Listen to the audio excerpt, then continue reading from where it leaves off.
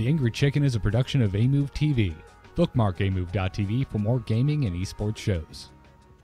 The Angry Chicken is directly supported by listeners like you via patreon.com/TAC. Everyone, get in here!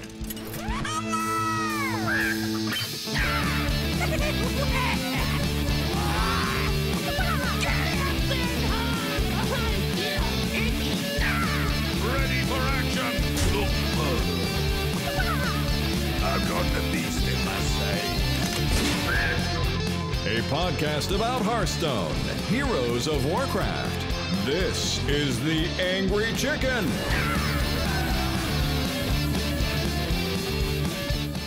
Get ready to play against a lot of mages because Dreamhack is over. This is the new episode of The Angry Chicken. I'm Garrett Weinzerl. I'm sitting here with Willie Dills Gregory and Jocelyn Moffat, and I'm just going to get it out of the way because it's time for some Hearthstone. Hype! Yeah.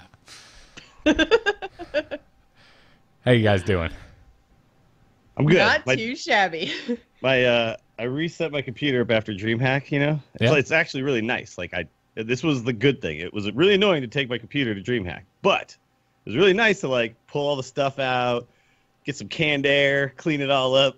But now Iggy was all over me while I was setting it back up. And he keeps taking his bone right by the cable that connects me to my internet. And I'm like, dude, do not chew your bone over there. So I'm a little distracted. He won't stop. The joys of young dogs.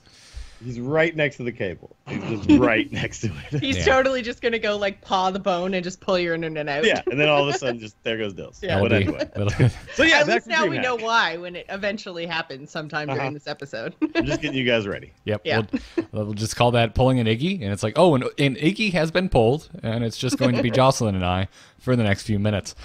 So just be ready for that. So, well, cool. Dills, I see you made it back from Dreamhack unscathed. You didn't go and it seems you have escaped con crud. Knock on wood.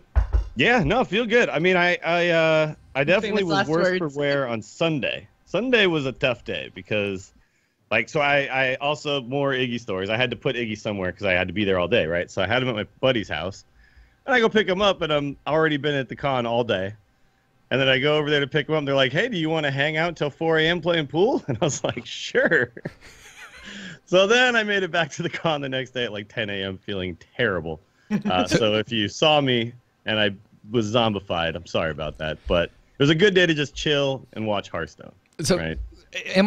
I'm just, every time I talk to you, Dills, about any event, and half the time I'm at this event with you, I'm just more and more realizing that I'm apparently lame. I'm apparently just a lame person because the college has left me. What you just described is a college experience, maybe a later college experience where you're not intending to stay up all night. But if someone gives you even the smallest excuse to stay up all night, you do. If they crack the door, I'm coming in. Yeah. Yeah. So, I don't. Look, I like to party, Garrett. What can I say? Yeah. I don't know what it is, man. I've lost it. It's reserved only for BlizzCon weekend. Anything else, including cons, I'm no, it's one. I'm gonna call it because I would like to enjoy the con the next day. Now, I wish I had some of that restraint, but I had a great time. I will say that, but I definitely regretted it the next day when I was trying to be energetic, and it wasn't happening. Just wasn't happening. But it was fine because that was that top 16 was on Sunday, so I just kind of vegged out at the Hearthstone stage and just kind of watched Reynad and Trump almost get there. Oh man, it was so close. It was. It was some Although we really- had a good finals anyway, and it was cool to see some new faces. But that was, I think everybody was pretty pumped for a Tempo Storm final. But yeah, I really Dreamhack was amazing. It was a lot better when you were there, Garrett, because there's more people to chill with. But this year the layout was much better. Everything was downstairs, so rather than Hearthstone having to go all the way upstairs and stuff and go in that little corner, everything was all in that one floor, and they doubled the land seats. And so more than, I think more people were in land seats than not land seats this year, which was very cool because it kind of made the whole thing feel more spaced out, right, and less crowded. Yeah. So it was just really good, a really good event, and they're clearly figuring out how to make it work in America. And it's a well-oiled machine over there at Dreamhack. It's pretty crazy. That's good to hear. I was a little underwhelmed last year because you always see the pictures from European Dreamhacks, and it seems like the most insane rave of all time constantly, where there also happens to be video games being played. But did it reach that level this year, or was there did it look like a Rammstein concert that never ended? Kind of. Maybe Americans just don't want to rave till dawn as much as those Europeans, I guess. But there was like DJs and stuff playing like video game music, like electronica video game music, and people were getting into it a little bit. But yeah, it's definitely more tempered, I think, than what the Europeans do. All right, see, that's why it's probably just our style. We're just too. It's so funny though, because like especially Americans, like being Canadian and like looking literally down at you guys. Oh, jeez. It's like burn. You're looking south at us, okay? You're looking south. Okay, yeah, south. Fair enough. Clearly, that's what I meant. Duh. Yeah. Anyways, like you guys are always so like USA, big explosions, wow! And it's like you're always going crazy about everything. This coming, I know, but we also don't talk to each other. Our Dreamhack is very reserved. Yeah. We don't like to go crazy. Not like the Europeans. Like what? This is coming. It's different though. This judgment is coming from the only host hailing from the land of Nickelback, which is basically a dumpster fire into a microphone. Look, you can't judge all of Canada on one band. But no, I can also judge them on... but I will judge you on that and Justin Bieber. And Justin Bieber, thank you. No, but I think, though, there's a difference in how, like, Americans socialize with people we don't know. Like, I think Europeans are just a little bit more like, you just kind of chill and you hang out, you talk to people. It's just more of that vibe. Like when I've been in Europe, anyway, it feels that way. It feels like everybody just kind of wants to talk. Texas is actually closer to that, I think, than anywhere else, though. There's like that Southern hospitality thing. But Americans don't really talk to each other if we don't know each other. We just don't. We kind of go about our business. Stores and yeah. Maybe there was just not enough drugs and alcohol at DreamHack. Maybe that was the problem too. It's a little. It's very nerdy. When I was there, it was super nerdy. It was very much akin to most of the kind of general nerd conventions that I go and attend. It just happened to also have a LAN, which is not a bad thing. I was just expecting it to be a little bit more of a spectacle. Yeah, sure. I think what they need to do really is do more things to tie everybody who's at the LAN part of it together, because you kind of feel like you're just chilling at your seat, playing whatever game you're playing, right? And not as enough, like there are some tournaments going on, but there's not enough stuff where like people are just coming by like, hey, does everybody want to play Heroes? We'll get all of these people to face all these people and something, like if there's people kind of organizing that, then it'd be cool. But I just kind of noticed there was a lot of people who were sitting around me who just were at their seats the whole time. Every time I came back to my seat, they were sitting there playing video games. Yeah. You could just do this at home. You don't. I guess it feels nice to have people around you and you feel like you're not such a shut-in, but you just came and you didn't talk to anybody and you sat with your headphones on and played video games. Like that's not really the deal. What you think would be a little bit better is kind of maybe the way Blizzard does it at BlizzCon, where they have like big banks of computers and they can say like, okay, everyone who sits at these 5 computers is going to face off against these 5 players, and Well, kind of, but like they do when they do the tournaments, people do come around and like see what's going on, but they don't do that like outside of that. I think that's the issue. Like there should just be not just the tournaments, but the LAN party aspect needs to be kind of pumped up a little bit more, I think. Because the only thing I'm thinking, like, it would be super cool to have like 5-on-5 like facing each other, but no one wants to move their equipment, right? So it'd be so much nicer. Yeah, I mean, but you're all connected. Like you can't just play somebody from 5 rows down, 10 seats to this way. Like you could do that.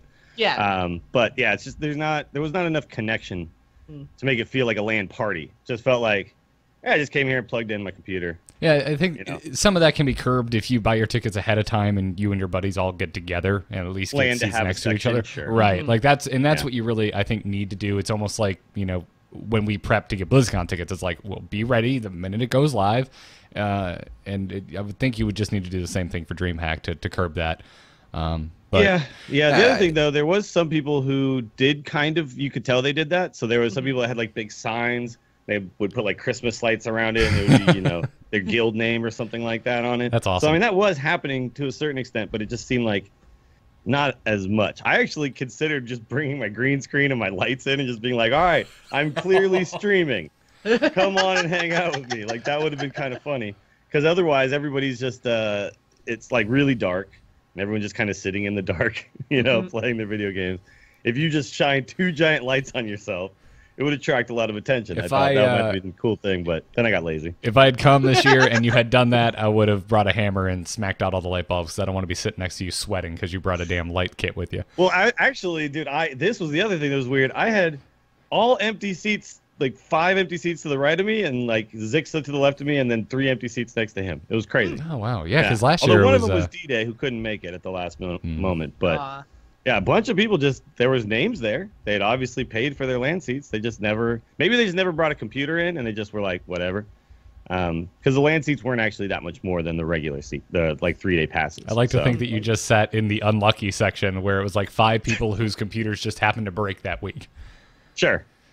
Or I smelled real bad and everybody just moved away from me. I don't know, something like that. I was going to go that route. It felt like low-hanging fruit, but whatever the case is. The thing is, like, even if you don't bring your computer, the land seat was like $30 more for the entire weekend than the 3-day pass.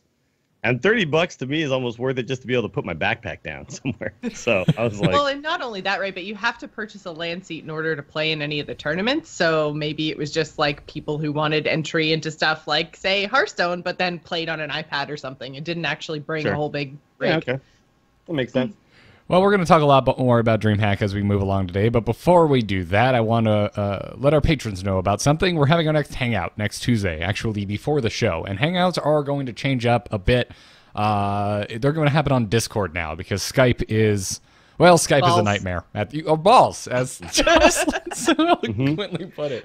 Balls. So if you are a patron over at patreon.com/TAC and you would like to come be a part of the Hangout, there is a post on the Patreon right now. You can go and check that out. There's a link in the show notes, and I'll even throw a link in the chat room if it would let me copy it easily. For some reason it won't. I'm sure Jocelyn will. I'll get it. There it is. Never mind. I got it. Okay. So go check that out. We're going to be having it on Discord from now on. We're going to try and keep them a little more succinct. We're going to be answering questions kind of off air. We'll pull you in. You can ask your question if you have anything to promote. You can promote said question or promote said content. And then we'll move you back into the patron pit, and we'll answer your question. So hopefully we'll see how this goes. Make adjustments accordingly. Now, also, before we get into this week's Hearthstone news, we have a sponsor to thank, .game Domains. They are back this week. They're sponsoring this episode of The Angry Chicken. As we have always mentioned, .game domains are available just about anywhere domain names are sold, so head on over to web.com. Check out Hover. Might we recommend Uniregistry, because they also sponsor this show from time to time. It's a relatively new domain name, so there are plenty of names spelt correctly still available, and E3 is actually coming up relatively soon, and they would like us to inform you all that they're going to have a booth at E3. The .game crew will be there on the floor of E3, and they want you to stop by, mention AMoveTV, and get yourself some swag. They're also going to have some special discounts at the show, so when you're at E3, take 2 seconds away from your 6-hour-long wait to play the new Call of Duty. To go say hi to the guys over at .game. We appreciate their support for this show. And by the way, they say on their website, games are a great way to develop skills and superpowers. I want superpowers. You know, apparently .game gives you superpowers. I believe there should be an asterisk here saying that it does not actually give you superpowers, and you should probably. Are you sure? I'm pretty sure. Frankly, we should just call it a Dills asterisk. Like, it gets added. I mean, I'm not making this one up. This is actually on there. This isn't a story I'm making up. It says it right there. I'm on the site right now. Check it out. .game domains, anywhere domain names are sold, or at get.game. Now, let's get into it. This week's Hearthstone news. Good news, everyone! Touch screens are imprecise. DJ Garrett with the remix. Yep. Touch screens, man. Not that precise. I need buttons. Hey, this game that we play, guys, Hearthstone. I don't know if you've heard of it, but it hit 70 million players apparently. Yeah, dead game though. Yeah, totally. I read Reddit and they say everyone's leaving in droves and the game sucks. So I think this can't be real. So I actually, Dills, real quick, I know we were going to talk about like this hype announcement, but sure. I haven't been reading the Hearthstone Reddit. Could you give me a man on the street real fast? Is it actually still that bad, or have things calmed down over there? No, it's actually gotten much better. It has actually gotten much better. There's actual discussion about different types of decks and stuff going on. It's pretty good. Okay.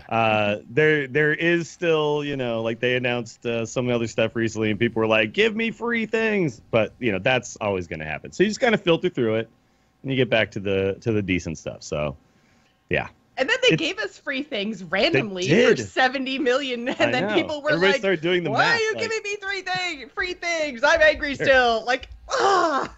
Everybody started doing the math. They're like, "All right, if we can get like another 300 million people to play this, I will have all of Ungoro." It's like, okay, dude. I don't believe that's how they work. How it works. I think they were just excited about this number and figured, why not do something? Sure. There you go. It's a great way to celebrate it. It's also, I mean, look, there was a bunch of people kind of whining about the cost of Ungoro.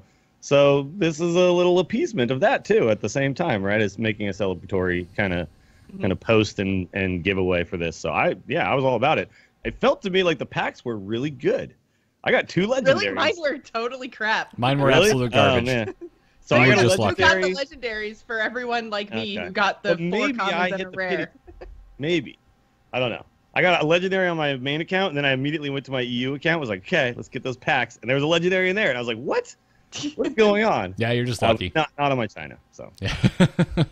Well, yeah. Anyway, apparently the game is at 70 million players, and if you have not already, log yourself in and get 3 free Ungoro packs. They're going to be giving them out until the end of this month. So, in other news, Wild is getting some love. A Wild tournament has been announced. Apparently, the top 64 players from ranked Wild in this month, the month of May, can qualify for an upcoming official Wild tournament, according to the @Hearthstone Esports account. However, no other details at all whatsoever. That's all we know. We just know a Wild tournament is coming. Is it next year? Are you going to qualify in May and play in 2018? Are there prizes? Will it be streamed? Who's casting it? Where is it happening? Are we going back to the Bahamas, but with vines this time? Who knows? Doubtful. Yes. Yeah. But this is really cool because, HCT. All 64 players get to play, right? So that's great. Yeah. But like HCT, you have to compete for like months and months and months. Here, it's like 1 month, hit top 64, and you're in. So that's pretty cool because that motivates me to actually maybe give it a go. I mean, first I'll have to hit Legend and Wild, but hell, if I do, we'll see. Play some meta decks, see what happens. I do foresee a bunch of pros probably deciding to take this month to try for it because they only have to, do it for 1 month. Like a bunch of people who already have a bunch of HCT points could literally take a month off, right, and be fine. I wonder, and this might be too tinfoil hat, but I wonder if maybe that's the reason they're leaving details so sparse. Because if they just come out like, here, there's a $100,000 prize pool, it's just going to get flooded. Like this way, maybe, I don't know, it influences or encourages more new blood.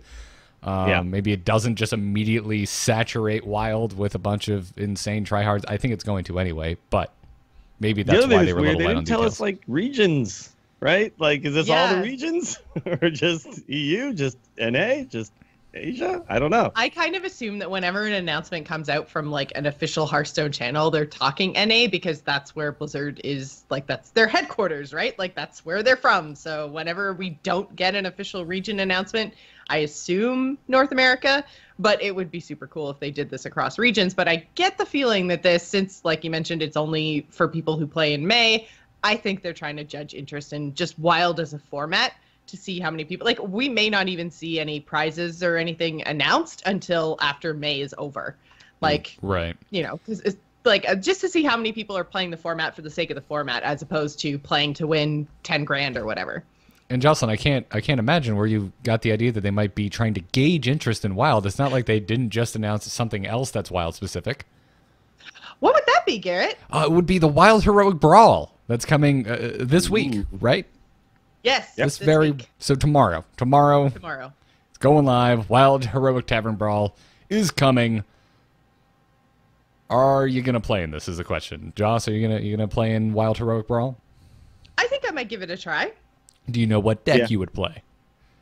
I don't know what deck I would play. I think that there's I've been talking about it since the announcement of Ungoro and we got the reveal of all the cards, I really think that a Paladin-based dude buffing deck would be awesome, which coincidentally is also what our crazy game story is about.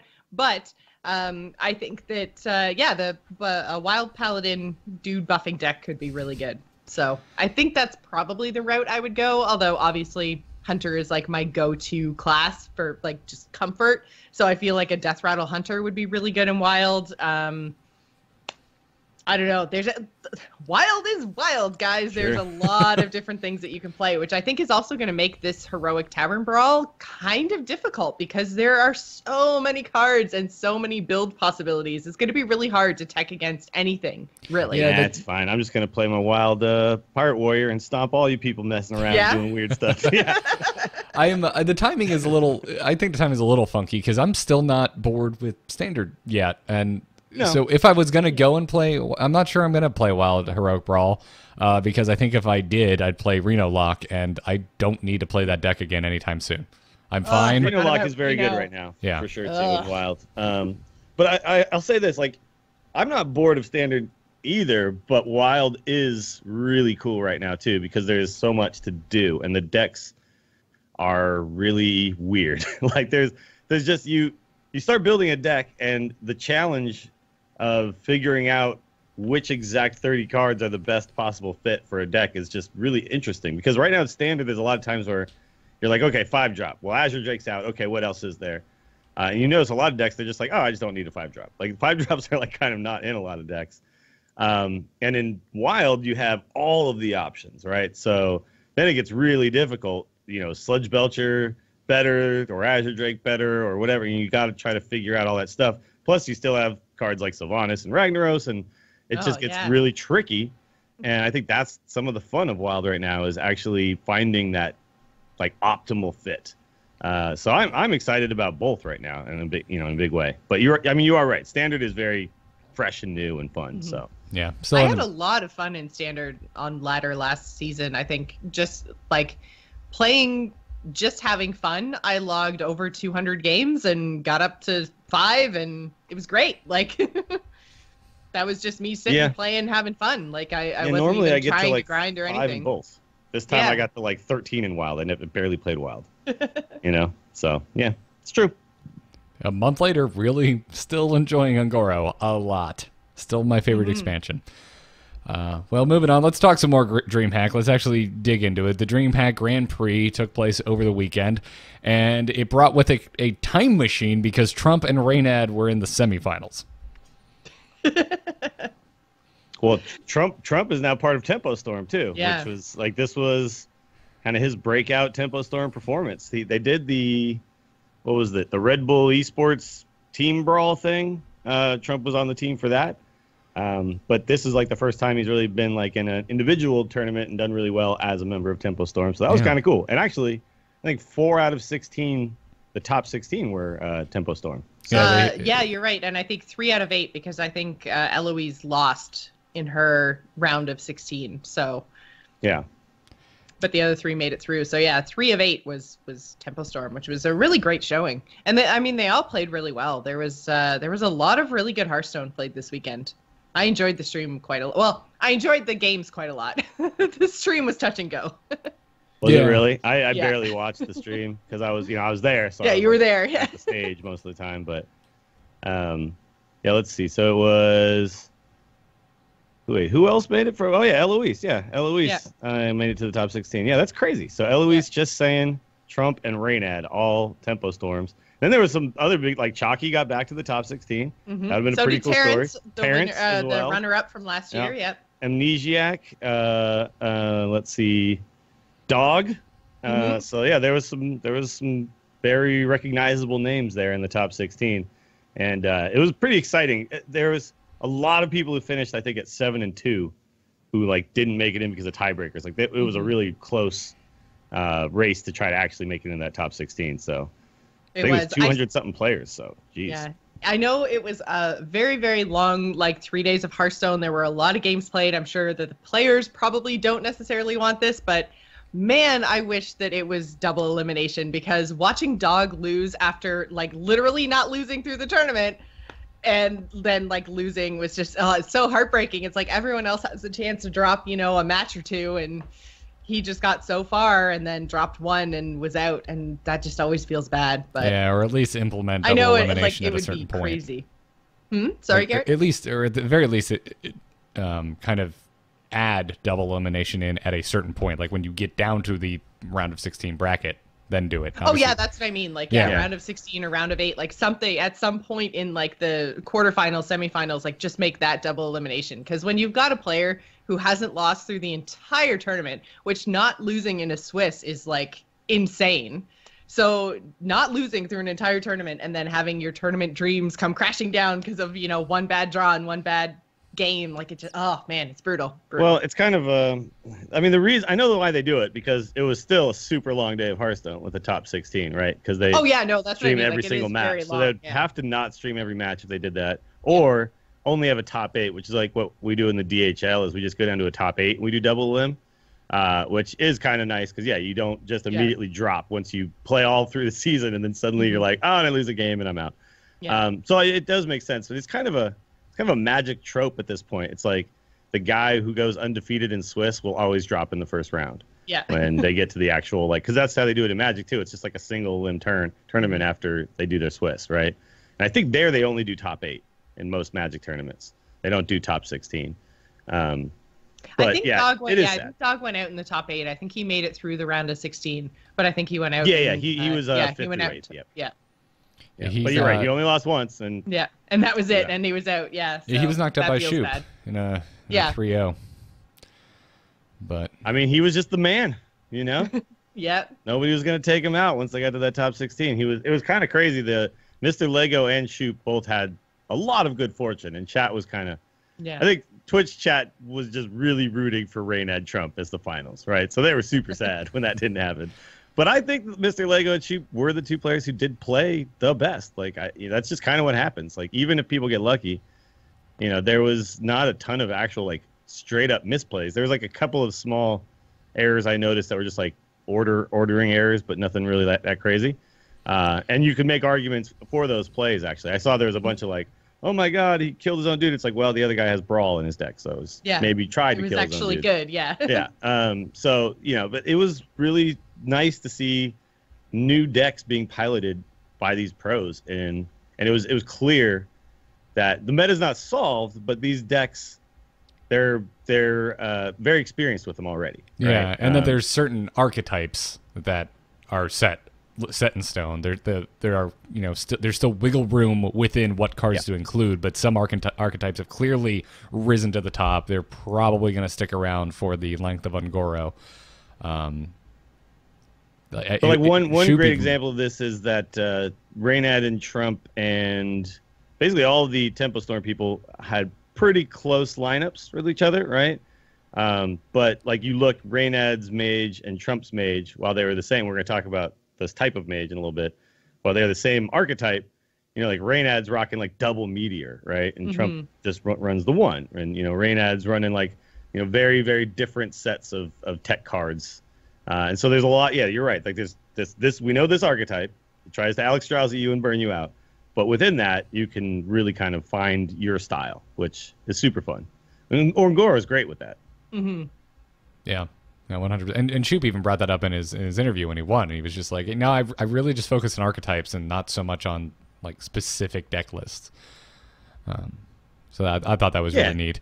And as sad as I was to see Dog drop out, we did get Shoop versus Trump out of that. And did you guys see that matchup? Oh my God, I have no nails left on my fingers. Yeah. I think that's actually the only top 4 match I missed. I was packing my computer up during that portion. Yeah. It was. I mean, there were only 2 top 4 matchups, so you missed 50% of them. But it was really good. No, I mean like that, and then the finals. Yeah. Oh, gotcha. It was ridiculous. There was a lot of RNG plays, and it just the luck kept swinging back and forth. Like it would go in Shoop's favor, and you're just like, oh my God, the only way Trump has out of this is if he brawls and his minion stays on board, and he brawls and his minion stays on board, and it just kept going back and forth like that. And I was again, it's one of those times where I'm like sitting alone watching a tournament, like, oh yeah. So it was a good time. So there was a lot of talk too about the Taunt Warrior, and they were like, oh, they got rid of Rag, and then they put Rag back in. So there was like a lot of these, people were saying their games were decided by these 50-50s, but I don't know. It feels okay when it takes a long time to get to it, and then you sacrifice armor gain, and you don't attach an 8/8 body to it, right? Like I think it still feels better. Oh, 100%. That came up in the Trump versus Shoot match, where he had to weigh that. He was so low. I think he was sitting on 9 health, and he didn't equip Sulfuris. He had the quest completed for multiple turns, and he didn't equip it because he knew it was dead if he didn't, or if he did. Yeah, if he didn't keep armoring up. Yeah. So, yeah, I mean, if you want to sit in Twitch chat and really simplify it because you want to make a good meme, go for it, but you're wrong. Yeah, there's a lot of nuance to it. And there was a lot of games where they were mulliganing away the quest at the beginning in certain matchups, which I don't know if I agree with. I still think that deck kind of just wants to... And what are you really going to play on turn 1 in that Taunt Warrior deck if it's not the quest anyway, right? But anyway, I digress. We'll probably talk about it at some point when we talk about Taunt Warrior. But there was, it was clear that I had game plans built around these decks, and there was a lot of nuance to how to properly use that Rag hero power. Most of the time, it seemed like they were trying to use it to burn people's faces out. So they were trying to remove minions rather than play it at the beginning and hope to get lucky and hit a minion. It was mostly like a closer type of effect, which I think a lot of people probably aren't using it as. So it's nice to see how a pro approaches that deck. Absolutely. Any closing thoughts on Dreamhack overall before we move into our strategy discussion where we talk about a deck from Dreamhack? Well, it was definitely better that it happened a month into the expansion and not a week like last year.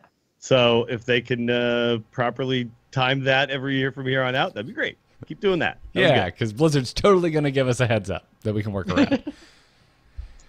It's not like anything you can actually time, but it was just nicer. Like this definitely was a better experience. Like the decks were more figured out.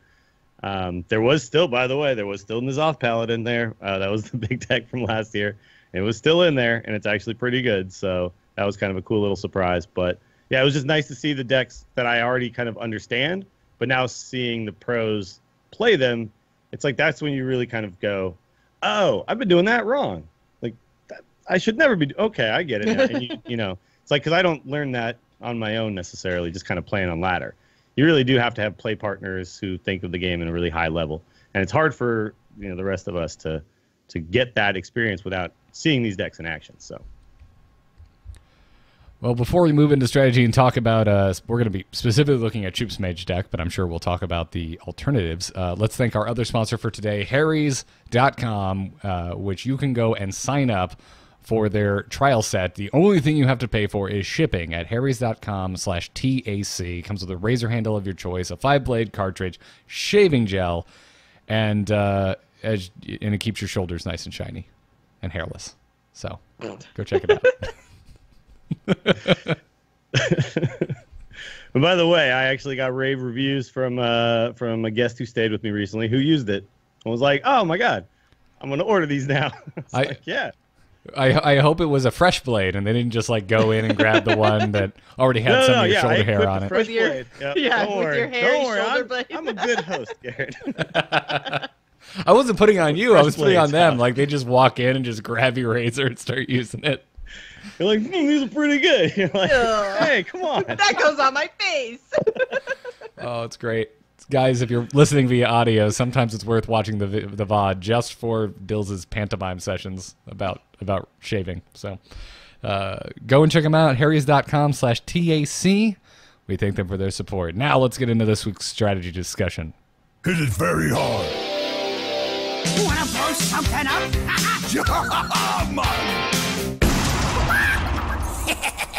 Time to pay! Okay, what are you all calling this? Because I've seen it called Control Mage. I've seen it called Discover Mage.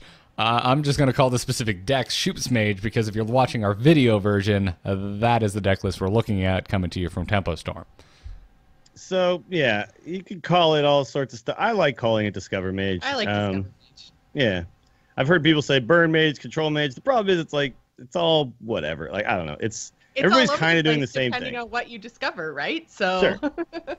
But like everybody's kind of doing the same thing with with Mage at this point, which is try to Alex you at some point and then burn your face down, right? That's even Freeze Mage, where Freeze Mage is just the real difference is they're running Blizzard and Frost Nova Doomsayer, right? That's really, they're still playing a lot of this deck in Freeze Mage too.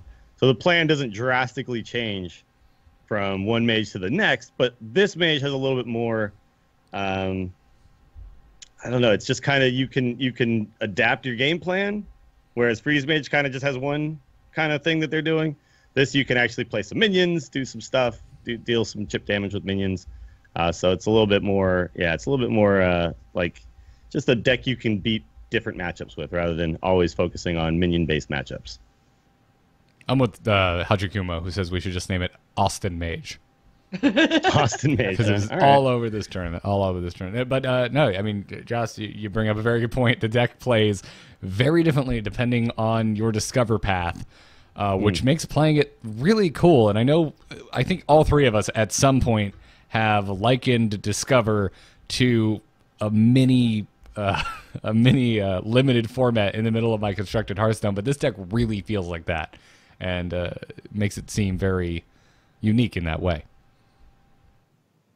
Yeah, so the main package, if we can kind of, because his deck list is very different from most of the other ones, but I think we can all say the main package at this point is kind of weird because I didn't really see this coming until like Cy Gunther got really high ranked with this deck.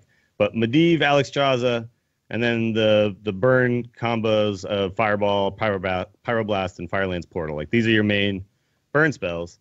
And then you could find a few more with Cabal Courier and Primordial Glyph, right? So those are how you end up with even more burn. And then some people are running, like, Babbling Books and stuff to even get more free spells. But you see in Shoop's version, he does not run the Babbling Book at all. Mm-hmm. He's chucked that out to be a little bit more probably consistent, I'm guessing, is the reason behind that.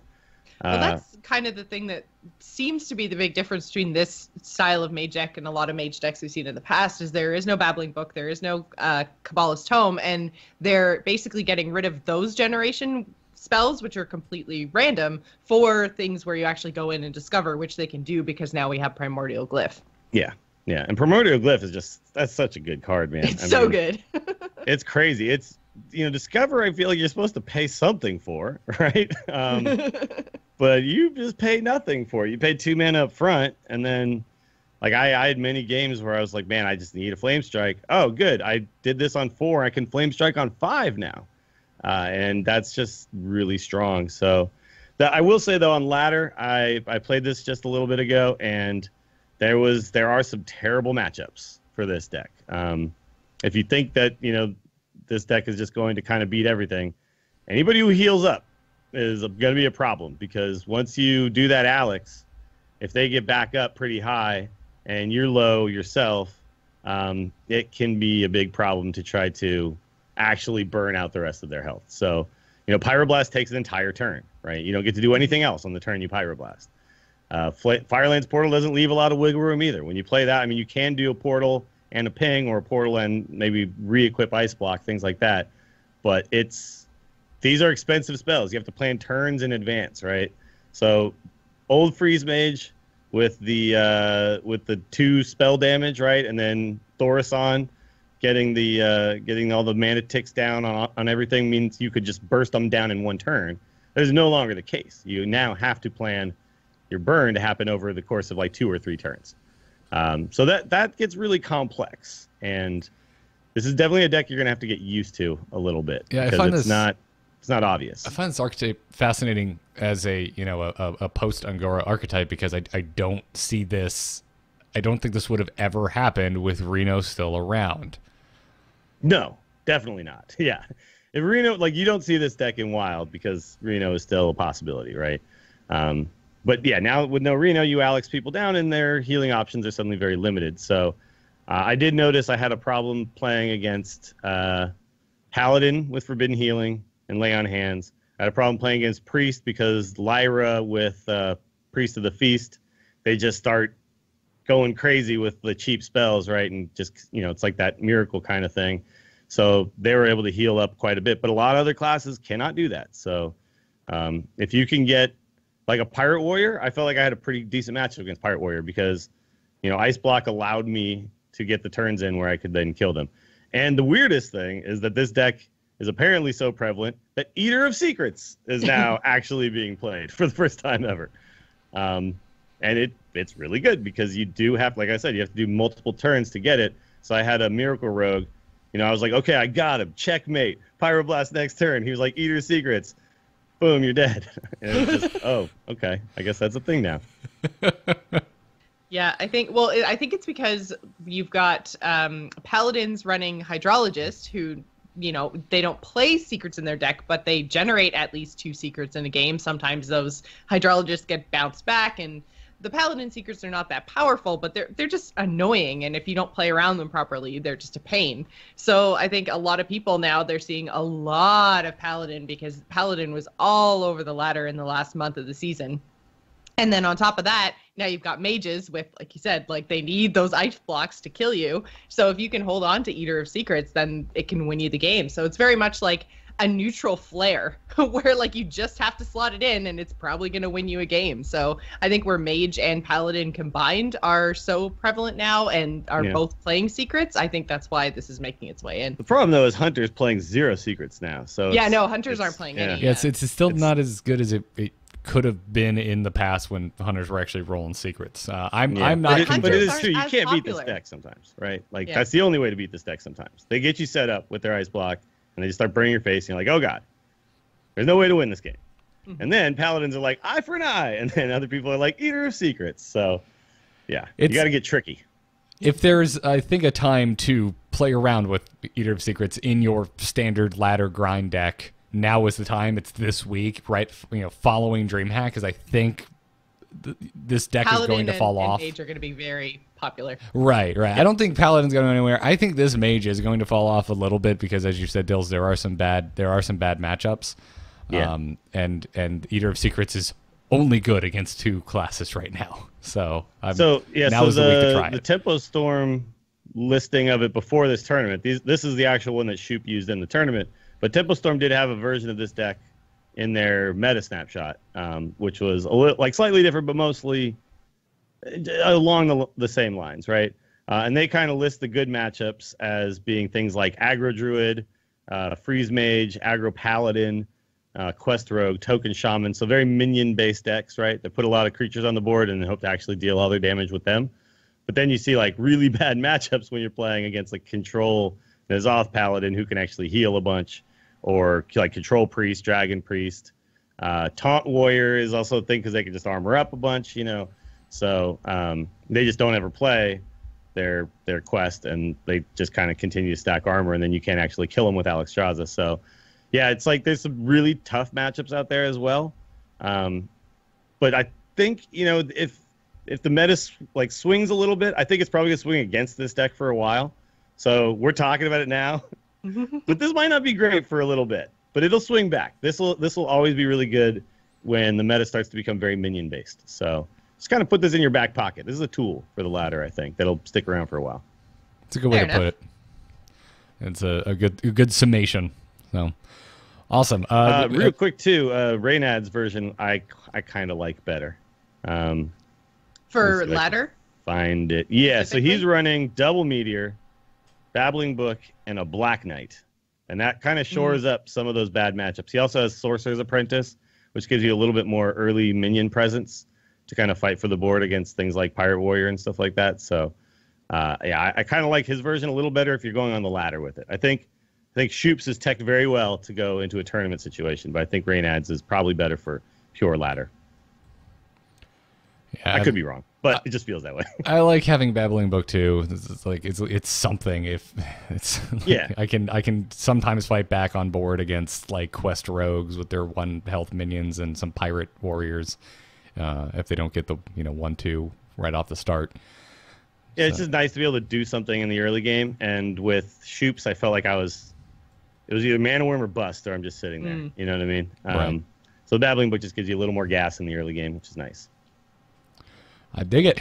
If you want to check out the deck list, it is on Tempo Storm right now. As a matter of fact, if you go and look up their post for the deck list of the top 16 of DreamHack, all the versions Dill's kind of mentioned even minutely in this discussion are listed there. So go check that out. We have a direct link to Shoob's deck list in our show notes at amove.tv/TAC. Now let's keep moving along. It's time for a crazy game story. Is the whole world gone crazy? You're in trouble now. You got it!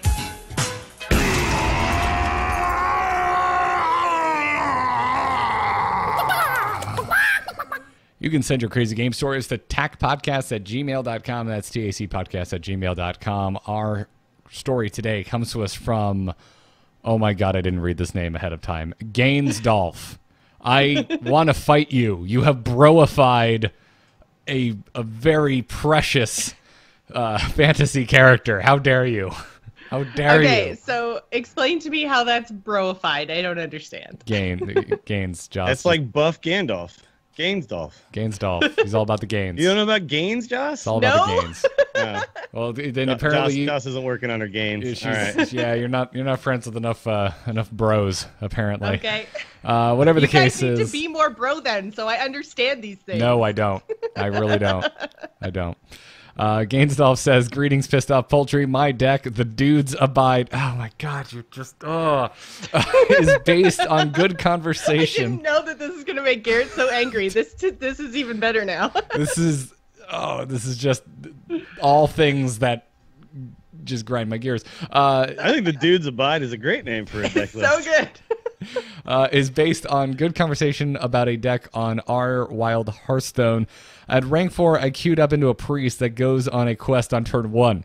The game starts quickly. I establish a board by calling forth alley dudes on turn 1, a knife juggler on 2, and mustering more dudes on 3, along with a dude beat stick. That's so good. All right, you've redeemed yourself, Gainsdolf. I keep his board clear, his minions' death rattle steadily filling his quest counter. I remove his piloted shredder, and it drops and its droppings on 4 with my dudes. Some of this is hard to follow, but he follows with a Kazakus and a 1-mana potion to bring it back. I drop my Lost Quartermaster on 5, and like the good officer he is, he teaches those dudes to really swing, buffing them to 3/3. I clear the board with him now in lethal range, but alas, Reno arrives to face down my dudes and bring his master to full health. I hope someone at home is keeping count of dudes.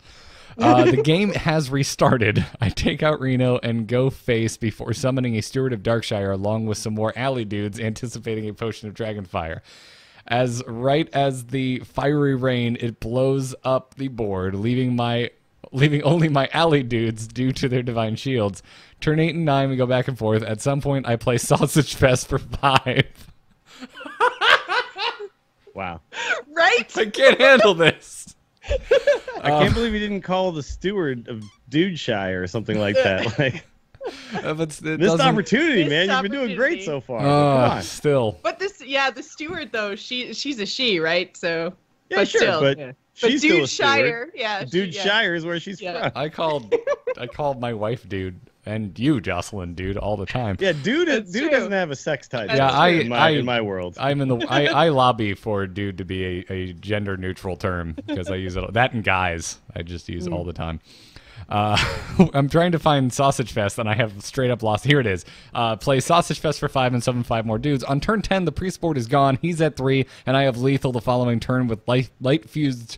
I'm going to call it Dudadon in hand and a board full of dudes. It's not over, though, as he drops the Belcher of the most vile sludge, completing his quest. It is, of course, followed by Amara, Warden of Boo.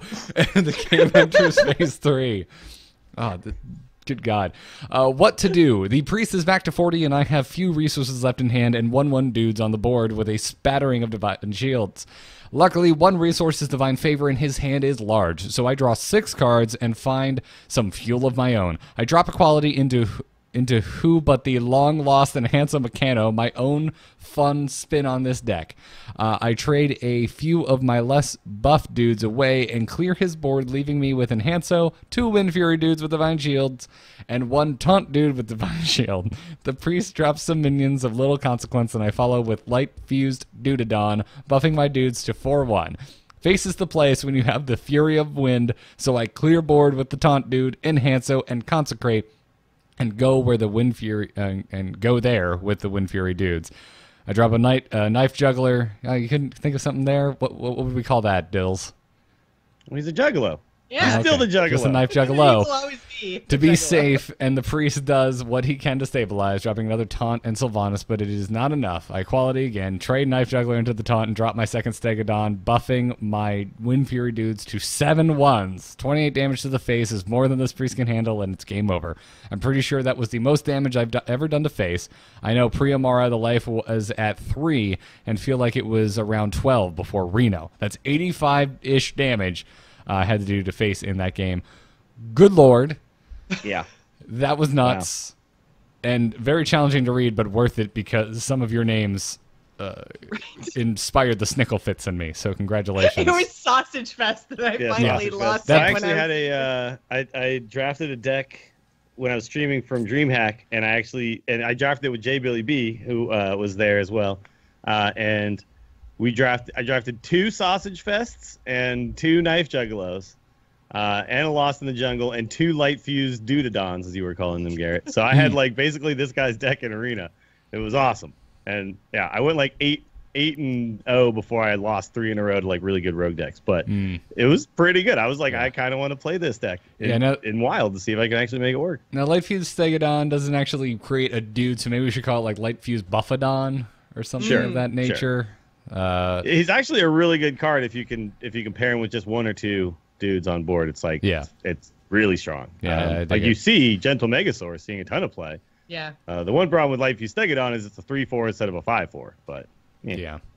But Gainsdolf, that was hilarious. And I love that when you refer to something as I dropped Sausage Fest, like I think all 3 of us knew exactly what he was talking about without knowing his own or stand against the dark. What is it actually called? Stand with the light? I don't know. Stand against. Now I really, I know the card, but that card never saw play. I love it. I love it so much. Whatever the case is, stand against darkness. Thank you for that story. Before we move on to emails, let's thank our patrons supporting us at patreon.com/TAC. Hundreds of you all. Almost 500 of you all. In fact, I challenge 6 of you out there right now thinking to yourself, I like this show. I wonder how I could help them. Go now to patreon.com/TAC. Even if it's a quarter an episode, it helps. Anyway, that is the best place to go and support the show.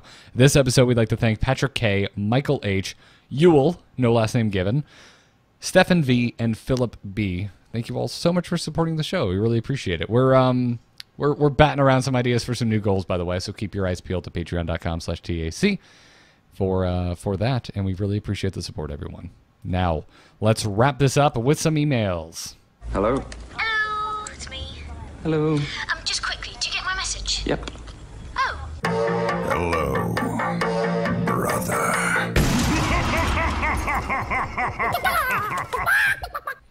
Emails go to the same place, tacpodcast@gmail.com. Daylaw2 writes in this week and says, hello, Pestered Poultry. I was just emailing because I hope that Blizzard continues to cycle out basic and classic cards. Because as much as I like Ysera and Prep, I wouldn't mind seeing what the meta looks like without the game's original backbone. Of course, this would completely kill certain deck types, and they'd have to alter the new player experience without basic cards. But will we still be playing with Alex in 2021? And will Rogues still be using Prep? I know some of these cards are so important to the class, but should we want Blizzard to have the game sustain itself without these cards? Love the show. Thanks for reading this. Yeah, I was having this conversation with Azixa over hot dogs recently at Dreamhack. Just a couple dudes with some dogs. An actual Sausage Fest. yeah. And I think it's actually something I really hope that they do. I would like to see. It's tricky because like a classic set it's important for the new player, right? Well, so it's one of the for things, returning players, I think. Yeah, important for returning players. Yeah. Exactly. It's like, but to know as a new player, like these are cards I can craft that I know I will always be able to use, right? So I think the idea would like there's a way to continue to rotate because it is true. If in 10 years we're still playing Alex Straza, like that might feel a little stale, right? So if they moved cards from expansions into the classic set every now and then continue to move cards into the Hall of Fame, you could allow people to craft them for discounted dust, maybe. So like craft them for that quarter dust that you would disenchant for, and then continue to do that disenchant for full value thing, or gift it when they move to Hall of Fame, and then it would not really be a problem for players who weren't like we are, right, playing all the time. Like it would be a lot easier for them to end up with those cards. So if there was something like that, I think I would like to see it. But yeah, you'd have to handle it some way to kind of keep with that feel of the classic set being obtainable, right? Yeah.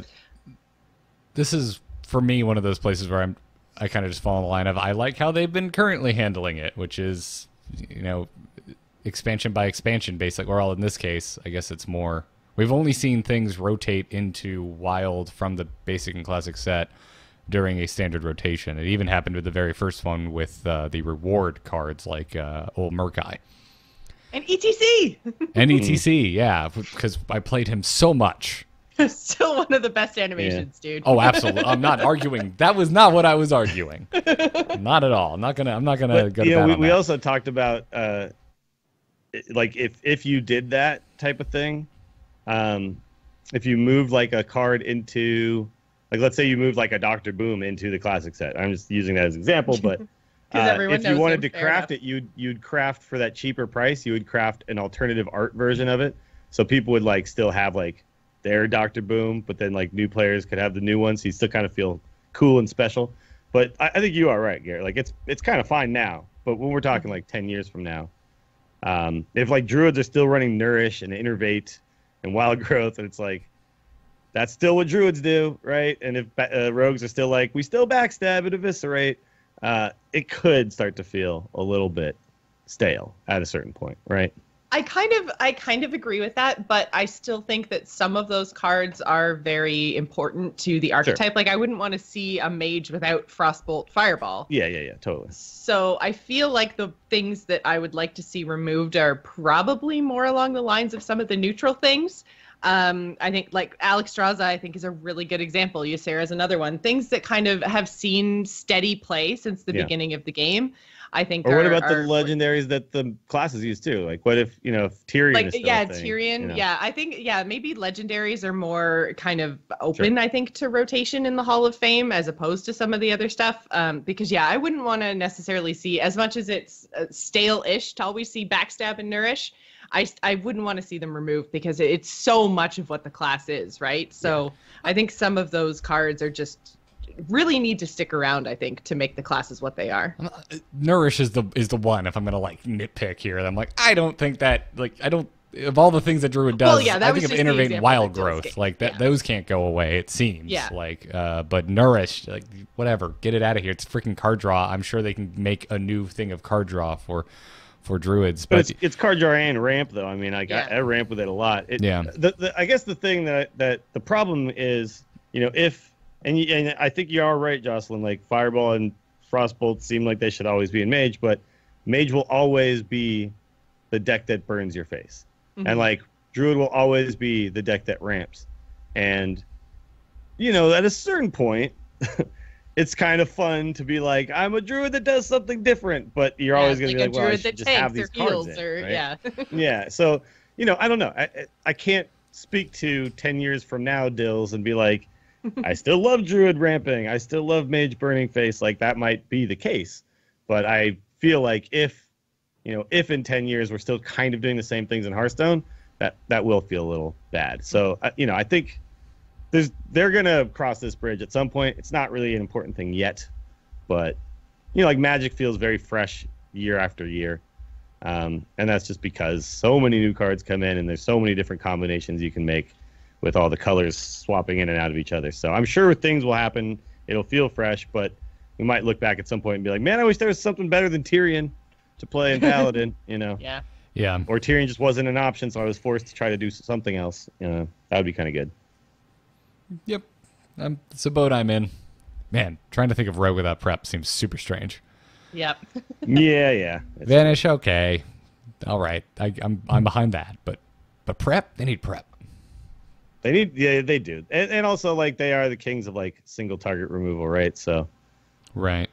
And again, 10 years from now, yeah, okay, cool. Let's maybe think of something other than prep. But right now, I want to play a tricky rogue, and prep allows for a lot of that. Mm-hmm. So, whatever the case is, I'm sure we're still going to see cards moved into the Hall of Fame now that it's been a thing. I wouldn't be surprised if Alex Raza was one of them, especially if she continues to see play throughout all 3 expansions this standard year. So, well, I mean, the other thing too is like she is, even though I kind of got sick of seeing her over the weekend because so many people were playing this Burn Mage deck, it's still like she's in the Burn Mage deck. She's not in every deck. Like there were so many decks that played Sylvanas. There were so many decks that played Rag. Yeah. So I feel like there's a very specific purpose. She's specific, yeah. So we may not see her roll out, but I felt like I saw her in every freaking game this weekend. I was just like, Alex again. Yeah. But there's things like to me, there's things like Ice Block I wouldn't mind seeing rotate to the Hall of Fame too, because it just kind of forces Mage to just be that type of deck, right? Like where they just go, I put this up and then I play all this burn and eventually I kill you.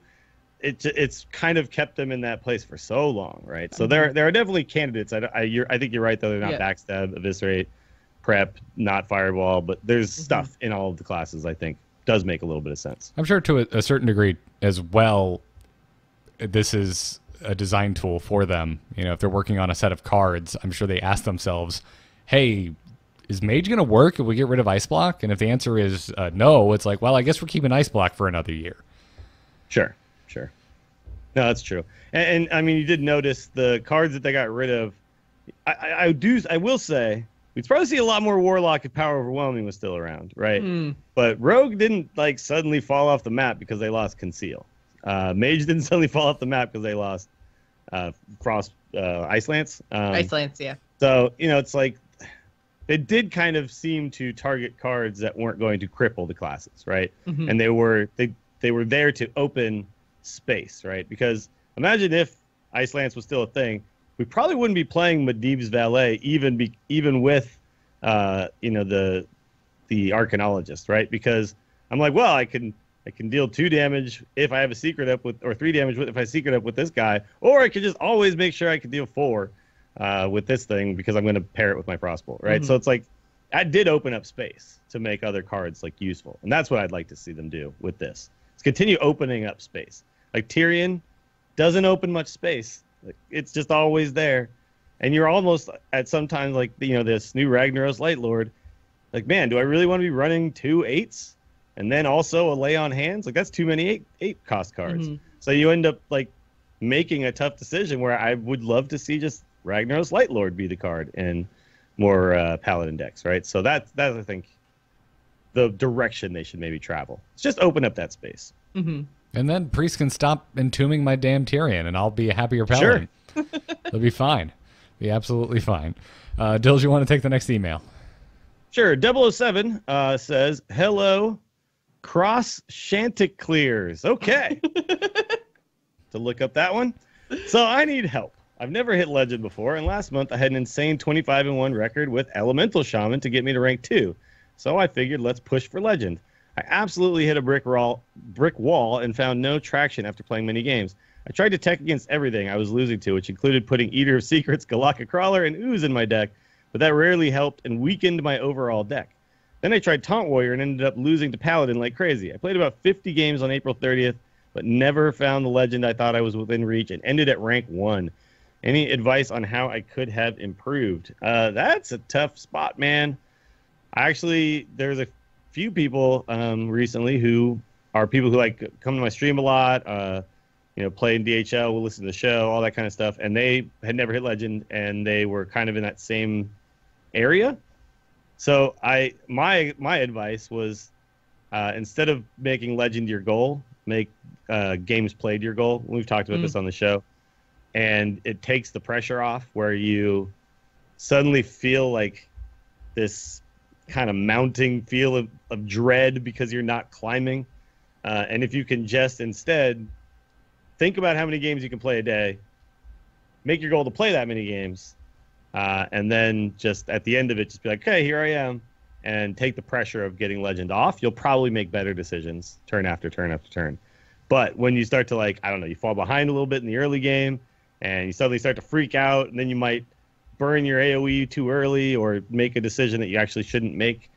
That's probably what was happening. You were putting so much pressure on yourself to do this thing that you'd never done before and you were so close to, and then it like affected your actual gameplay probably, you know.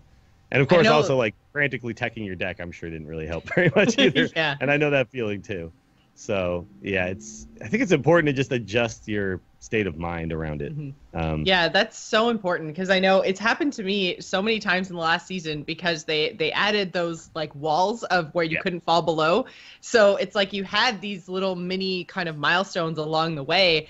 And it started to make me play really bad when I was at, rank 11 and rank 6 because I'm sitting there and I'm like, oh my God, I'm on a win streak right now. I can win streak into 5 and then I can't lose any more stars and this is what I need to do. And then I made horrible decisions, lost my win streak and lost my star. And I was just like, man, like I could have won that game. Like I lost myself that game. And it's because you get way too in your head and you just keep thinking, oh, I got to win. Like this very one specific game I have to win. And I feel like that mindset now is the kind of mindset you're going to have when you're playing up at rank 1. Like this is the game. And then all of a sudden you start making stupid little mistakes that you wouldn't make if you were just like, it's game 12 of 15.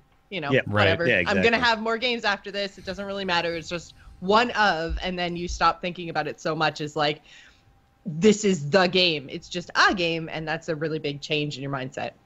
Yeah, I agree entirely. You have to divorce yourself from results-oriented thinking and just treat it as one. It's just about logging games. You just set whatever the number is that works for you. And I mean, even go back and listen to our episode with Daniel Negreanu, who was like, I missed a couple of days one week, and then I had a day off, so I logged like 20 games in one day. Just do what you have to do. Treat it like this bizarre job that you're keep telling yourself you're doing for fun. You're doing it for fun. Keep telling yourself you're doing it for fun. Also, like, were you teching Eater of Secrets and Galactic Crawler into your Elemental Shaman? Because that was probably an issue too. Like Galactic Crawler and even Hungry Crab. Like, try Hunter because those don't suck. If you don't go up against a class that isn't running a pirate or isn't running a Murloc. I actually was finally teching in those stupid cards, and this is why I think they're stupid. Is because I teched them in, and then all of a sudden no more paladins, right? And I'm like, it's got these dumb crabs in my deck, and I'm not playing any paladins, and they're just 1/2s. And those cards are weird to me too because it feels like. It should almost be like, if you kill a pirate, don't get the buff. If you don't kill a pirate, do get the... Like, it's weird that it's like, when you actually hit the thing you're trying to hit, it's so good, right? And if you don't, it's, like, so bad. That's just bizarre to me. But, I whatever. So you mean it should be, like, gain +1/+1 or kill a pirate? Yeah, something like that seems to be, I don't know. Like, it could be a weak card, and then it's either a card that kills something, or it's a not weak card, right? Anyway, that's another discussion for another time, but... I really like that. Yeah, like, that would be better, because then it's just a 2/3 for 2, or it's a 2/2 that kills a pirate. I don't know, something like that. Yeah, destroy a pirate. Anyway. If you don't destroy a pirate, gain +1/+1. Exactly. I don't think they're ever going to do that, because that... Although... What I was about to leave my mouth sounds like the dumbest thing ever. That is a card that's designed for the way Hearthstone is actually played. Yeah. Like Hearthstone is played. That's why I don't like the cards though. It's like you tech, and then it works, and it's amazing, and it's a blowout, right? But then it doesn't work, and it's terrible. You'd rather it be consistently fairly good as opposed to not a huge extremes. Swing in one direction or the other, right? Like it sucks so bad when I don't see the pirates. And it's so amazing when I do. Like that, I don't like that. I mean, I want to defend it though because I crapped all over it, shoulder to shoulder with you, Dills, and I completely agreed with you on Galactic Crawler when we saw it, when it was announced. But since then, Ungoro has come out, and we've just been riding this wave of, hey, there are cards that are really good in one deck and awful in others, and that's where I'm personally chalking up Galactic Crawler and Hungry Crab. I think they're really good in Hunter, and I think they're borderline insane to include in any other deck. They're great against Paladin. Yes, they're great against one specific warrior, and there's 2 very popular warrior decks out there right now, but they're garbage against other decks unless you're playing Hunter because they're beasts, and at the very least you get beast synergy. And I think that's cool. But this is why I like a card like Ooze or Black Knight, right? Because Ooze or Black Knight, you know the thing you're paying for already. Like I'm paying 6 mana for a 4/5 on the off chance that I'll get a taunt warrior or a taunt minion with it, right? And if I don't, I know I got a 6 mana 4/5. But it's just weird to me that you're like, I'm paying 2/3 for 2, which is fine. But if I get the thing I'm trying to get, I also get a buff. Wow. Like that seems weird to me, right? Like Eater of Secrets works the same way, but we've had a lot of cards in the past that don't work this way at all. It's normal old Swamp Ooze. Like it just kills a weapon or it doesn't. And if it doesn't, it's just a 3/2. And if it does, it's a 3/2. And it's just weird that you get such a big swing. Anyway, we've got totally derailed, but totally fine. But this is why, like, you know, in Hearthstone there is no sideboarding, so teching ended up weakening his deck, right? Because suddenly the matchups dried up. And if he had just stuck with his guns and played the deck he had built, and went on this amazing streak, he probably would have been fine. But instead, you kind of fell into the trap of these cards, right? And you fell into the trap of like trying to tech against all the decks you might run against, and then in the end, you just watered your own deck down. Right? Yeah, and if you and that's the thing. Sorry, I was gonna say if you weren't already, track your games, because then you can actually look and point and see and be like, oh, I teched and now I'm seeing I only played against one paladin today, and you can but like even when you are tracking games, all you're tracking is the past. The future is still completely unknown. Could be anything. It's a tendency that you're seeing more paladins, but I've definitely been like, oh my god, look, it's nothing but paladins, and then I queue in and suddenly no more paladins, and like that's the nature of ladder, right? Like that's why sideboarding is so cool, because I play a little series. After game 1, we go, all right, I'm going to make my deck slightly better against yours. You're going to make yours slightly better against me, and then we play again. Well, you don't. That's not how Hearthstone works, so it's always going to be a little bit inconsistent. Well, and this is why tech cards are so great in tournaments, and that's why we usually say, like, don't just flat out take a deck from a tournament and play it on ladder, because tournament decks, especially in Last Hero Standing, they are specifically in someone's lineup to target a deck of their opponent, and you can't really do that on ladder at all. Yeah. So, you know, like, you're much better off to just sit there and play your deck in its most powerful state, as opposed to saying I should be teching in all of these different things to try to beat them, because you're going to end up, especially if you specifically put cards in, because I know this happened to me. I specifically put in Hungry Crab to target Murlocs because I was seeing so many paladins, and then I didn't see any, and it stands out so much more. It's like when you buy a car and then you see everyone on the road driving the same car. It's because it's just so in the forefront of your mind. So I feel like then that makes you feel even worse, and especially if you're pushing for legend, that's just one more thing that can tilt you, and you want to minimize those as much as possible. So I think, you know, teching on ladder, especially at that level, is just probably something you don't want to do. Just play the deck that you're familiar with, and, you know, play its most powerful version regardless of who you're facing. So this is why Pirate Warrior is so strong. Is Pirate Warrior doesn't tech. Pirate Warrior forces you to respond to what they're doing, right? And if your deck is constantly about responding to what the other guy's doing, then if the other guy's not doing the thing that you can respond to, they have no game plan, right? Like, this is why Priest was so weak for so long. Now Priest kind of has a game plan. Like, if you watch what Priest is doing, they're trying to make these big minions and then Divine Spirit and Interfire them, right? And like, that is a game plan that they can have, that they can solidly perform each time. And Pirate Warrior is like, yo, I don't put Black Knight or Silence to get through your stuff. I just brute force through your stuff because I just keep putting stats on the board. And that's why that deck is just so consistent in, you know, a ladder situation. And when you're playing like these other types of decks, these more mid-rangey things, and you're trying to tech all the time, you're hoping to respond to the correct thing, and a lot of times that thing doesn't happen, and suddenly it sucks. It's one of the reasons why like an Ooze was always such a good tech card, because it was cheap, right? And if it didn't work out, it was still fine, and it kind of did whatever. Like a Harrison Jones, if you didn't run into a weapon, you were like, oh, now I'm paying 5 mana for a 4/5, which is just a bad turn, right? Mm-hmm. So, you know, it's those types of techs can definitely hurt you. It's better to just have your game plan and be like, you tech against me, bro. Like, I'm coming. And then, yeah, just kind of get there on your own terms, right? At least for ladder, I think that's a more safe strategy. Yeah.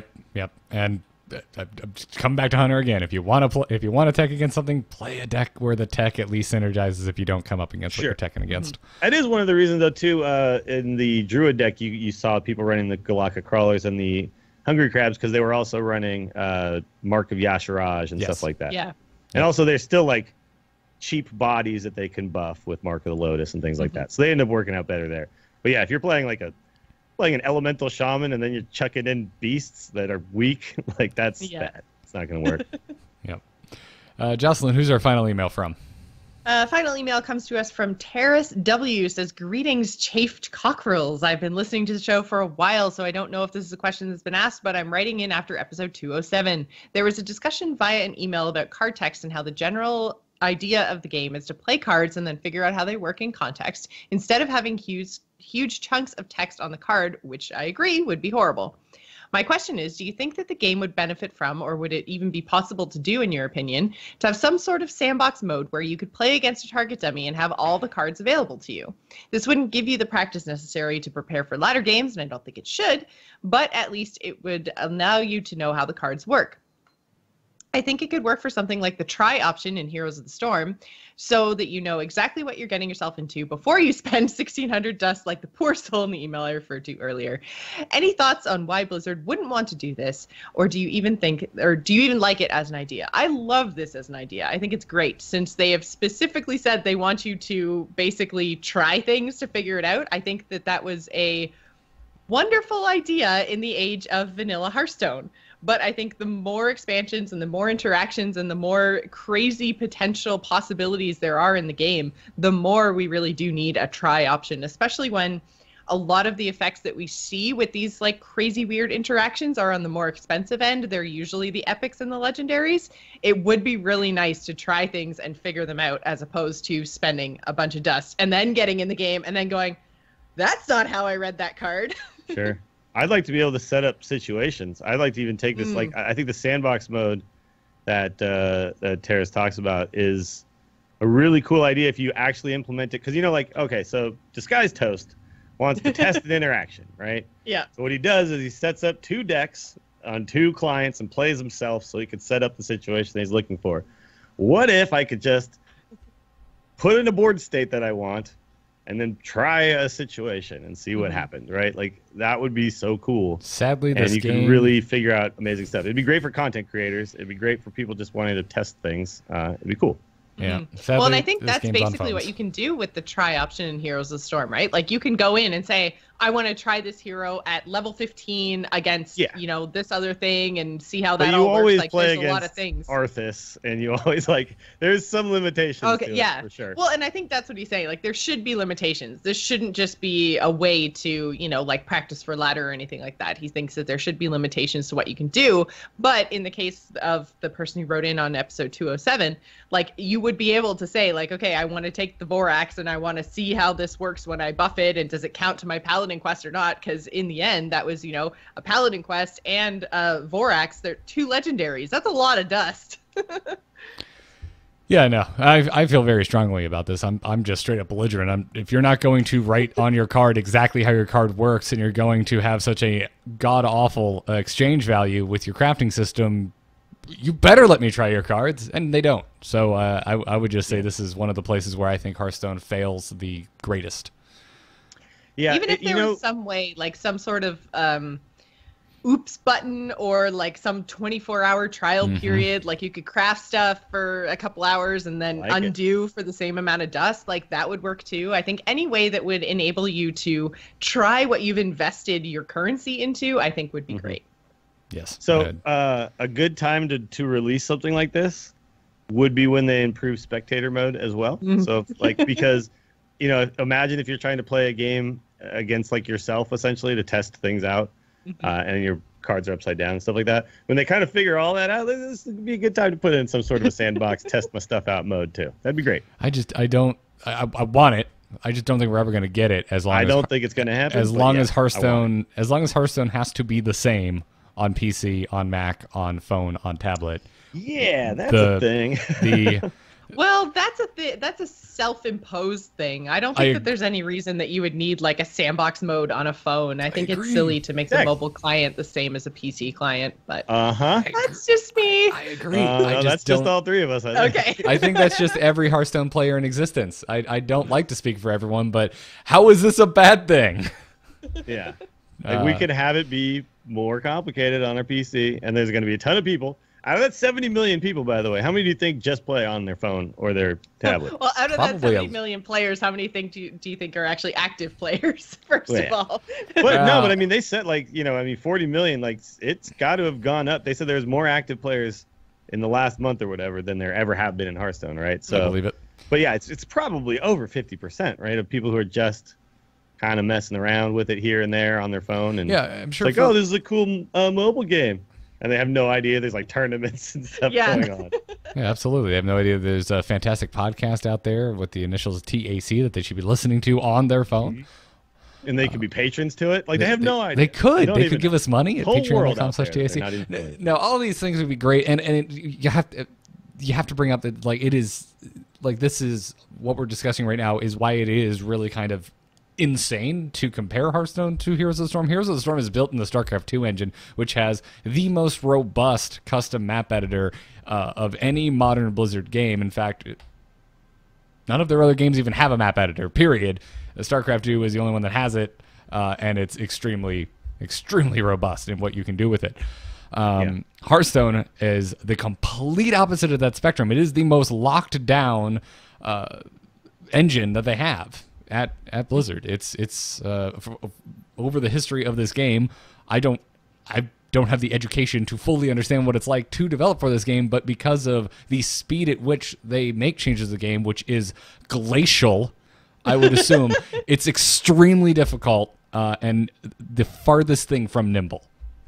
And they break other things when they fix things. Yes. Yeah, it's true. Yeah, you could definitely tell that there's some roadblocks to the speed and the amount of options they want to give us. Yep. So, but still, like, oh man, I mean, we can dream, right? Like that would just be so fun. Yeah. Because I wanted to set up things, and I got to like find a person on my friends list to be like, hey, can you build this specific deck? Or I have to sit there and open 2 clients of Hearthstone on my PC or on 2 different machines and play against myself and set these up, and it's very time consuming. And oftentimes I just find myself going, that's not worth it. I'm not making a YouTube video that's I can monetize, you know? So I'm just doing it for the hell of it. I'll just let Disguised Toast do it because this is how he makes his money. So, yeah. But if I could just log in and just be like, let's see how this works, right? Like, it'd be amazing. Yep. Yeah. At the end of the day, the thing that just you want to get me as riled up as possible about Hearthstone, just remind me that the desktop game suffers as a result of the mobile version, and it absolutely does, and that drives me crazy. We were having lots of conversations about this too with me and Azix over our hot dogs, but which is a great place to talk about Hearthstone. By the way, start a hot dog podcast apparently. And there were so many things. I was like, man, I really hope that as we go forward in Hearthstone, that they are willing to take some more chances, because there are things like something that happens in Magic and also happens in like games like Eternal and Hex and things like that, where like a card will do different things based on like different board states or different types of interactions. So like if you have 2 red mana, you can make it do this. If you have 2 black mana, you can make it do this. Like, what if I have a taunt minion on board, I can do this with the card. And if there's a Divine Shield guy on the board, I can do this with the card. Like, there's so many things that can be done. And it feels like they're like, yeah, but I only want 3 lines of text on my cards. So it's just never going to happen, right? And that kind of makes me sad, because there's a lot of there's so many possibilities, and they're doing amazing with the small amount of stuff they're actually letting the cards do. Like the things that they've come up with are, I'm like, wow, I'm really impressed. But there's still more space to be explored. Yeah, that was going to be my counterpoint, which is in Team 5's defense, man, it is damn impressive that they've kept the game as interesting as it is with the cards as simple as they are. And I use that term in a positive light. I'm not saying simple. I'm not saying it's like it's dumbed down or it's easy or anything of that nature, but they do keep the game accessible, extremely accessible, and they've still have found ways to blow my mind with what I thought was possible in this card game. That being said, in 4 years, I would love more text on a card. I can handle it. I'm a big boy. But the thing is, like, I think one thing I hear from people who play these other card games is they look at Hearthstone and they think of it as being simple. And I'm making the point that I think there's more space to be explored, but I also really do believe the complexity in Hearthstone might not be apparent to like an untrained eye, but it is there. Like in chess, the pieces don't really move that many different ways, right? And yet there is millions of possibilities of things you can do there. And it's a very complex game, and a game that people think of as being very complex.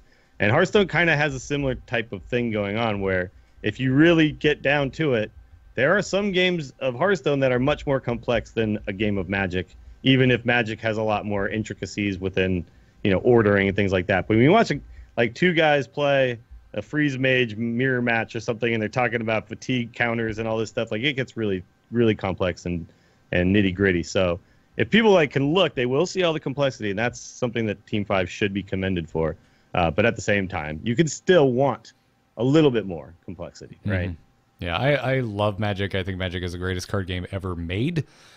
But you know what I've never seen in Hearthstone? I've never seen anyone just draw land. Yep. That's great.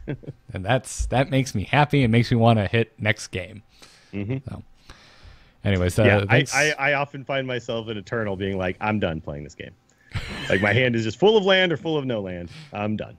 Yep. I'm going back to Hearthstone. Yep, absolutely. Absolutely. It's the same thing with MOBAs. Yeah, I love Dota 2. I think it's one of the most complex, awesome games to watch at a professional level. But you know why I like Heroes? Because after an awesome team fight, I don't have to go shopping. So there we go. Yep. You don't have to go to the secret shop. You don't have to do none of that. Nope. Dota 2 is a great game. Wonderful game. Extremely deep. Don't need to shop. I don't need it in my life. That's cool. I'm going to play more Heroes than Dota for that reason. I'm going to play more Hearthstone than Magic for the reasons listed. So I think it's going to do it for this episode. Terrace, thank you so much for your email. And thank you everyone else for writing in. Again, send your emails to tacpodcast@gmail.com. Thank you to our patrons again. If you enjoy The Angry Chicken, if you like our show, check out patreon.com/TAC and consider giving to the show. A quarter, $1, whatever works for you, works for us. Every little bit counts. We very much appreciate it. Other than that, find us on amove.tv, this podcast, many other podcasts, or youtube.com/amovetv. Thank you to our Patreon producers, Declan H. and Peter Williams. We have swag available. You can buy coffee mugs, pint glasses, wine glasses, and custom matched with the Angry Chicken logo. Jocelyn is holding one up if you're watching on video at etched.amove.tv, or if you would like an Angry Chicken t-shirt, check out shirts.amove.tv. Other than that, we're on Twitter at TAC Podcast. We're also live Tuesday nights at 4 p.m. Eastern on twitch.tv/amovetv. And thank you, Brian Griffith, for our intro music. Check out briangriffithmusic.com. Dills, you're around the web doing stuff. Yes, so check me out, twitch.tv/WillieDills. I'm at WillieDills on Twitter. Tomorrow I will be racing against Nulltown at around, I believe, 6, or no, I think it's 8 o'clock my time, which is Central Time. And these are our last 2 golden classes for each of us. I'll be on Druid, he'll be on Paladin. We each have 15 games to win, and we're going to see who gets there first. And I can't remember what we bet, but we bet something. The loser has to do something embarrassing, I think. I don't know. So check that out if you want. Twitch.tv/WillieDills tomorrow night. That's awesome, because I think Nulltown actually won one of our taco tournaments. So he's been around. Nulltown's a very good player. Yeah, he's very actually good. Reached legend on all 3 servers with free-to-play accounts. Wow. Holy crap. Yeah. Damn, Nulltown. That's tough. Not at the same time, but 3 different free-to-play accounts. Still, yeah, free-to-play, yeah, that's awesome. Yes. I would assume it was not at the same time. No, that would be insane. Nulltown, I would still like you to... He has a job and stuff. So, yeah. I would still like Nulltown to get outside, meet people, get some sun, hold down a job, get sun groceries. Sun is overrated. Jocelyn, how about yourself? You can find me on Twitter and Twitch. I'm at Joss Plays. You can also find me right here on AMove TV every Wednesday night at 8 p.m. Eastern for The Gamers In, which is my general gaming podcast. I'm on Twitter at Garrett Art. Every podcast I do is at amove.tv. Check out Into the Nexus for Heroes of the Storm, and check out For Azeroth with Jocelyn and I talking Warcraft. A lot of lore talk lately. A lot of lore talk. Go check it out. That's going to do it for this episode. Until next time, job's done. Job's done. Job's done. Yes! Yes!